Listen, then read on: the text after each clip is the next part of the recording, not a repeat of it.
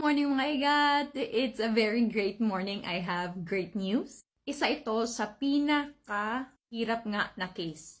Since kasal pa, so I posted here before about annulment, tapos shinare ko din yung about sa lawyer ko. And si applicant, she was able to met her and nakapag-process siya ng annulment. Nakakuha siya ng mga papeles, so we used it. We also asked for my help. Lahat-lahat. Okay? Again, if ako yung hahawak sa application nyo, for visa and for immigration, andito ako. Okay? So, sobrang sulit na. Here, I argued with people before kasi kesyo sa Belgium. This is going to Belgium. Sa Belgium daw, may rules na dapat single ka na ulit. Na dapat tapos na yung annulment mo. Isa nga, wala nga siyang annulment, nakakuha siya ng visa. So, she also got the tips from me. And, ayun nga, don't be afraid to try. Be brave and prepare sa mga papeles. People have always something to say, okay? Sa lahat ng mga single mom dyan, kasal pa or hindi pa nagkita, people have always something to say. Nasa embassy naman talaga yan. Pero, wag niyong sabihin na, kesyo, this is the rule. Ito yung nakalagay sa embassy. So, dapat sundin. I always prove them wrong. Ang dami ko nang nahawakan na cases, ang dami nang kahit hindi ako on a process, they got tips or at least inspired by me, or sa iba pa, nakakuha ng approved visa kahit kasal pa or kahit walang annulment.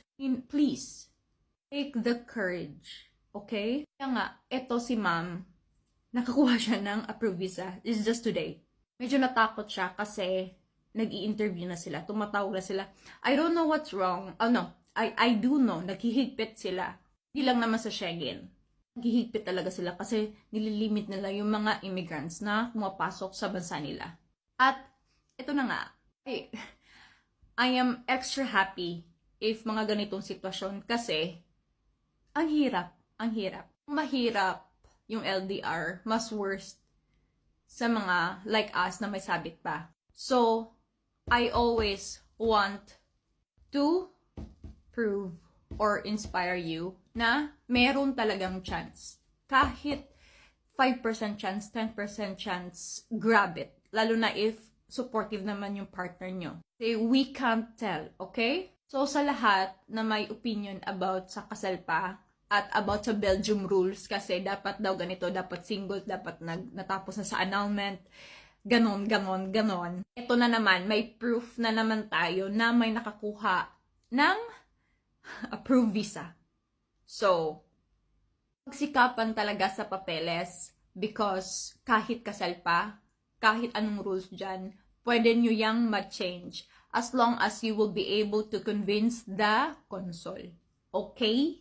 Congrats! And happy love life sa ating lahat. Have a good day!